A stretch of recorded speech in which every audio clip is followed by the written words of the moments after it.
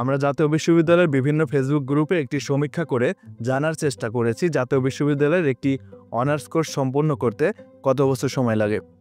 আমরা বেশিরভাগ মানুষের উত্তর পেয়েছি 6 থেকে 7 বছর, কারো কারো 8 বছর লেগেছে। অনার্স কোর্স মূলত 4 বছরের হয়ে থাকে, কিন্তু জাতীয় বিশ্ববিদ্যালয় থেকে অনার্স কমপ্লিট করতে বেশিরভাগ শিক্ষার্থীর লেগেছে 6 থেকে 7 বছর। কিন্তু কেন? 4 বছরের সেশন ছিল, সেখানে অলরেডি 6 বছর শেষ। মূলত মধ্যবিত্ত শিক্ষার্থীরাই জাতীয় বিশ্ববিদ্যালয়ে পড়াশোনা করেন। জাতীয় বিশ্ববিদ্যালয়ে পড়াশোনার পাশাপাশি তারা বিভিন্ন পার্ট টাইম জব করেন এজন্য কারণ তাদের নিজের খরচ নিজেকে চালাতে হয়। যদি তার ফ্যামিলির সামর্থ্য থাকতোই তাহলে সে প্রাইভেট অথবা পাবলিক বিশ্ববিদ্যালয়ে পড়াশোনা করত। এখন পড়াশোনার পাশাপাশি কোনো কাজ করার কারণে সে তো ফুল টাইম পড়াশোনা করতে পারছে না, কিন্তু তাকে অল্প সময় পড়াশোনা করে ফুল সিলেবাস শেষ করে পরীক্ষায় অংশগ্রহণ করতে হচ্ছে।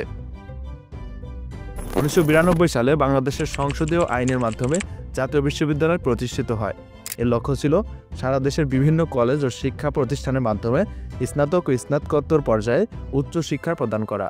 এই উদ্যোগের ফলে দেশের উচ্চশিক্ষার সুযোগ ব্যাপকভাবে প্রসারিত হয়। বর্তমানে জাতীয় বিশ্ববিদ্যালয়ের অধীনে 2257টি কলেজ রয়েছে, যার মধ্যে 555টি সরকারি কলেজ। এর মধ্যে 881টি কলেজ অনার্স কোর্স পরিচালনা করে। সর্বশেষ তথ্য অনুযায়ী জাতীয় বিশ্ববিদ্যালয়ের সিলেবাস ও কারিকুলামে পরিবর্তন আসতে যাচ্ছে। আগামী বছর অনার্সে ভর্তি পরীক্ষা দিয়ে চান্স পেতে হবে। পাবলিক বিশ্ববিদ্যালয়ের মতো জাতীয় বিশ্ববিদ্যালয়েও ফিরছে ভর্তি পরীক্ষা। জাতীয় বিশ্ববিদ্যালয়ের সিলেবাস প্রথমবার প্রণয়ন করা হয় 1993 সালে। এরপর বেশ কিছুবার সিলেবাস পরিবর্তন করা হয়।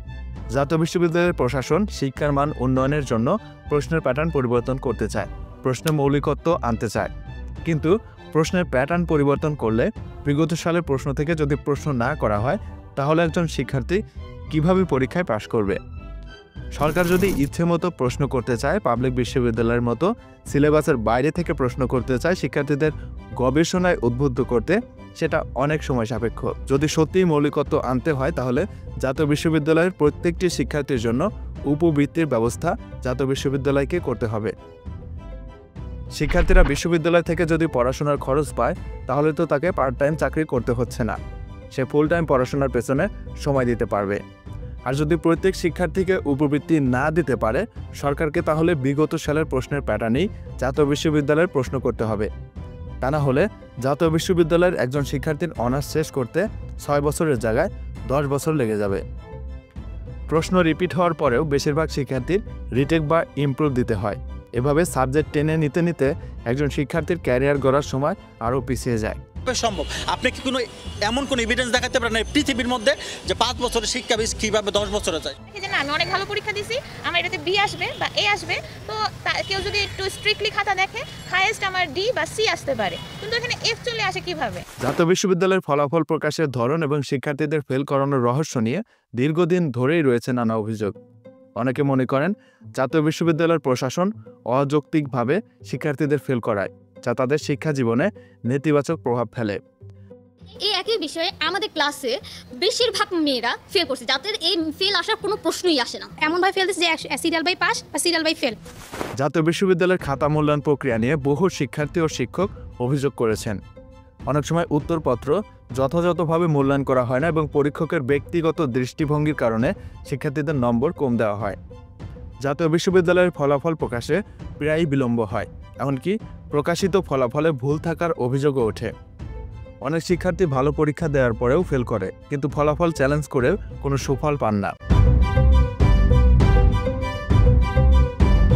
এছাড়া সেশন জট তো রয়েছেই।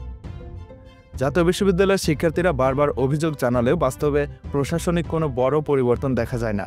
গতবার ওই রেজাল্ট আমি মেনে নিতে পারিনি, তারপরও এবার আমি একই পরীক্ষা যেটা ফেল এসেছিল ওইটাই আবার পরীক্ষা দিই এবং সেখানেও একই রকম রেজাল্ট আসে, অর্থাৎ এ পাশে, যেটা মানা কোনো পক্ষেই সম্ভব না।